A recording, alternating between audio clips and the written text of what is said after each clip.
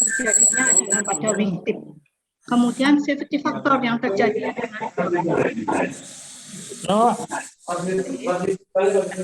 jadi pada wing spar tengah itu merupakan batang aluminium, jadi sudah aman. Kemudian von Mises stressnya maksimumnya sebesar 113 megapascal, juga terdapat di wing spar tengah. Dan di sini didapat bahwa dari perhitungan bahwa struktur sayap itu tidak mengalami kegagalan karena von Mises stress yang terjadi 113 MPa ini tadi masih di bawah kekuatan material spar, yaitu sebesar 310 megapascal.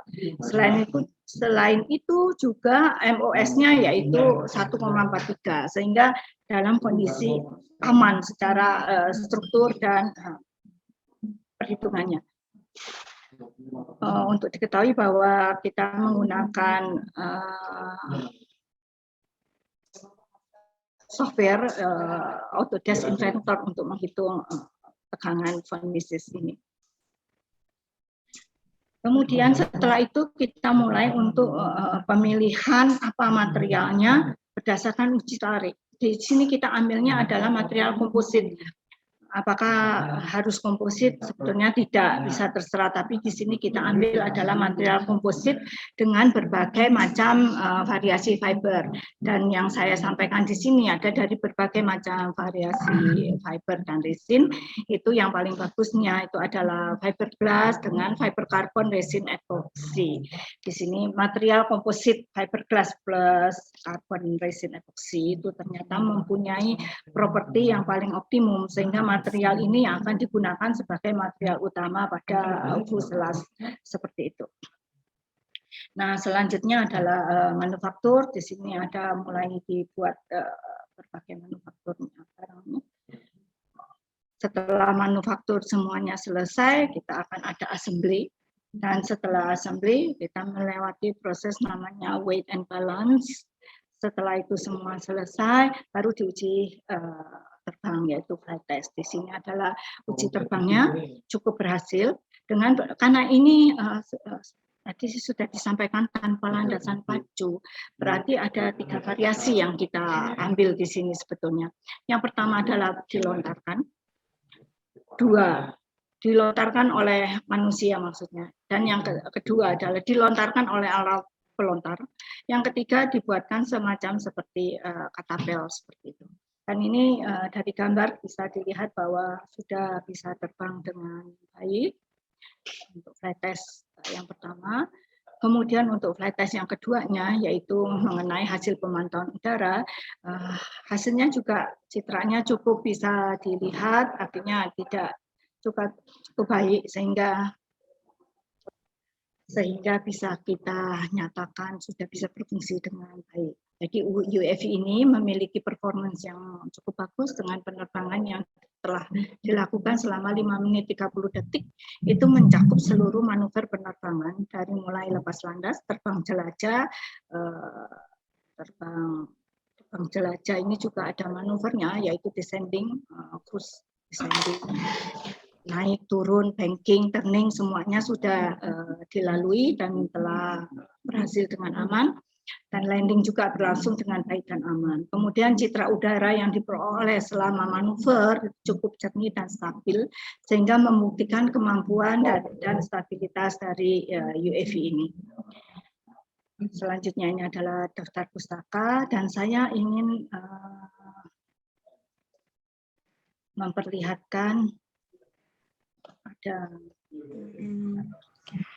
videonya.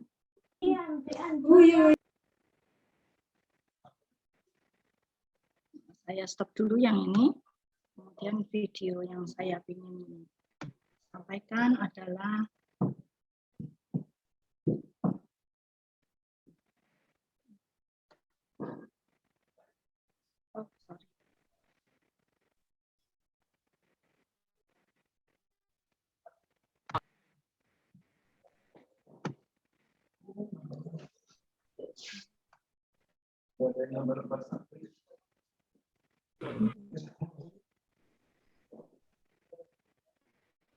apa bisa diterima share video saya?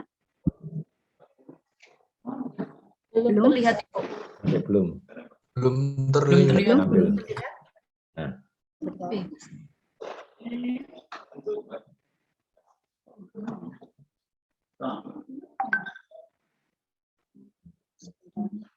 Itu bisa keluar.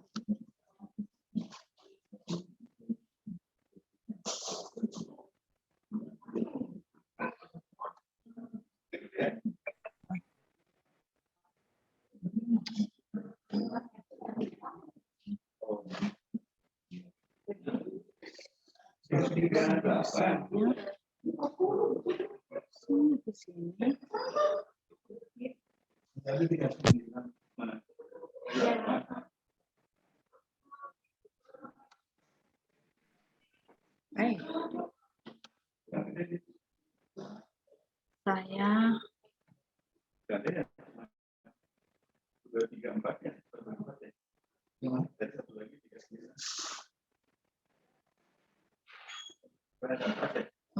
saya kok tidak bisa mengeluarkan ini ya. Saya belum share ini di sini.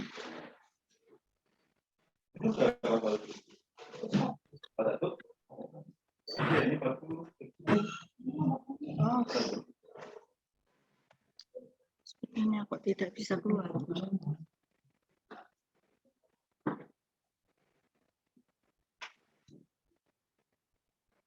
Sini ya, ke sini.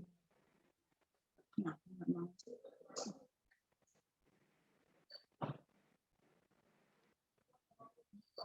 Filenya coba dikirim ke panitia. Nggak bisa. Ya. Barangkali panitia bisa bantu. Nanti aja. Silakan Pak, saya akhiri dengan demikian. Ini yang bisa saya sampaikan di presentasi ini, dan semoga bisa menambah wawasan untuk yang lainnya untuk bisa mengembangkan atau membuat penelitian di bidang drone atau UAV ini. Sekian, terima kasih. Terima kasih kepada Ibu Dr. Maria, sangat menarik sekali materinya mengenai teknologi yang futuristik ini tentang drone dan atau pesawat tanpa awak. Selanjutnya saya mencoba diskusi atau menggali lebih jauh lagi dengan pemateri, dengan Ibu Dr. Maria. Boleh ya Bu ya, saya tanya-tanya sedikit. Boleh, ya Bu ya? silakan. Iya. Boleh.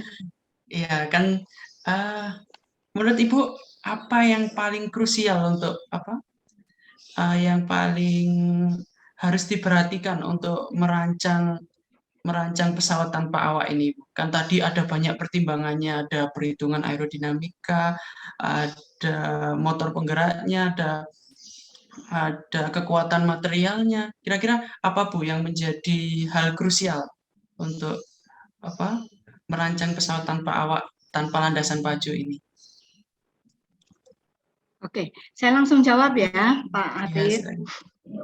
Begini, UAV meskipun dia kecil gitu, tetapi itu sama persis, apalagi yang fixed wing ya, itu sama persis seperti kita membuat pesawat udara sebetulnya, aircraft. Yaitu yang pertama, suatu benda itu kalau kita kepingin terbang, intinya terbang ya, itu fixing ini saya bilang, maka mau nggak mau itu harus ada perhitungan aerodinamikanya, yaitu untuk sayap, karena bagian dari pesawat yang bisa membuat dia terbang itu adalah sayapnya, sehingga itulah yang pertama mau nggak mau kita pakai. Yang kedua adalah untuk apakah si drone itu tadi. Kalau misalnya kita sekedar hanya hobi, ya untuk pemetaan aja yang areanya nggak terlalu luas, mungkin nggak perlu fixed wing lah, perlunya rotary wing saya pikir cukup juga lah, cukup untuk rotary wing, seperti quadcopter seperti itu cukup oke.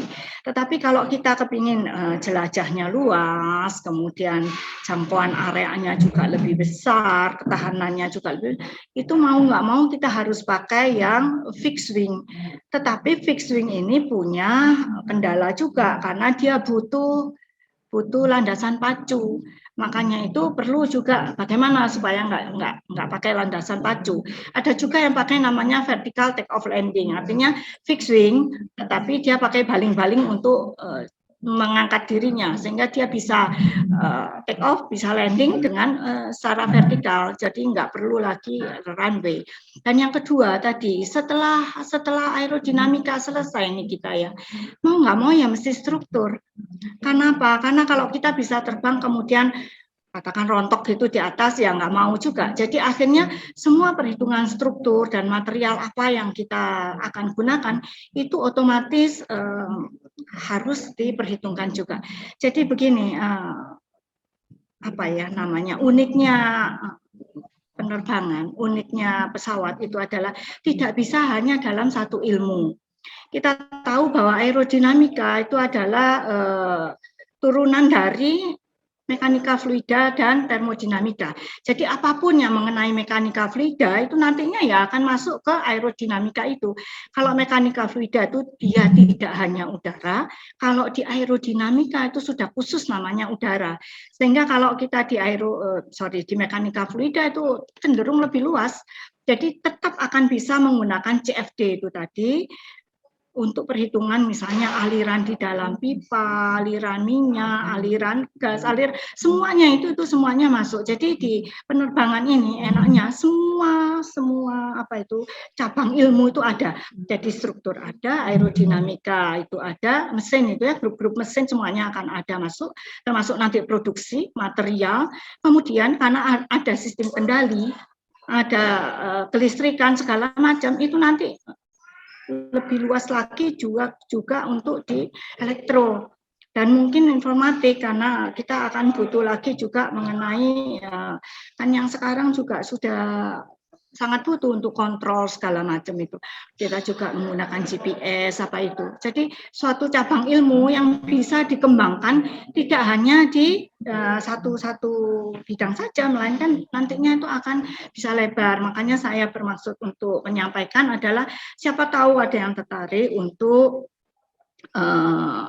mengembangkan di bidang-bidang lain seperti itu.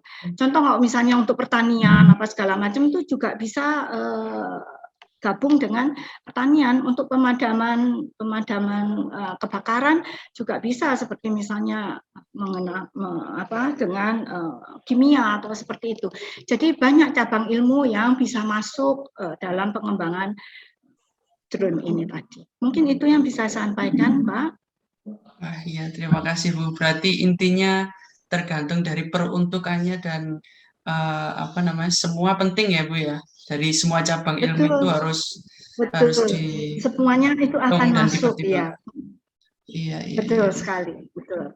Iya, berarti sangat kompleks dan rumit ya Bu ya termasuknya ya untuk sebetulnya sangat menarik loh. Jadi kalau misalnya siapapun yang bisa mau untuk kami juga menerima untuk misalnya sharing ilmu, sharing kerjasama atau seperti apa. Di kami juga ada lab komposit, ada lab struktur, yang mungkin juga sama lah kalau lab struktur, dan juga ada lab aerodinamika, semuanya.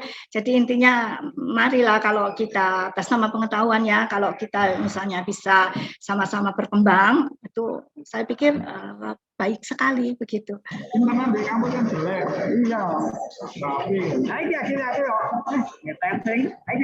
Jadi riset, untuk membuat drone ini diperlukan riset kolaborasi ya Bu? Sebaiknya sih iya, betul. Lalu saya tadi kan Ibu menyampaikan ada beberapa variasi dari sudut airfoil ya Bu ya. Nah, sudut serang intinya, sudut serang. Sudut serang ya. Nah, untuk pesawat yang Ibu rancang tadi tanpa landasan pacu, parameter yang terbaik yang mana ya Bu ya? Dari sudut serangnya, dari apa? Tadi kan ada berapa derajat, min derajat gitu. Sudut serang itu sebetulnya mau nggak mau selama kita terbang kita akan butuh namanya sudut serang. Karena sudut serang itu kalau kita pesawat itu take off aja ya, pesawat take off, maka dia akan membentuk satu sudut serang yang maksimum antara vektor kecepatan angin dengan yang tadi saya bilang garis chord itu tadi. mau nggak mau. Cuma pesawat apa yang akan kita pakai?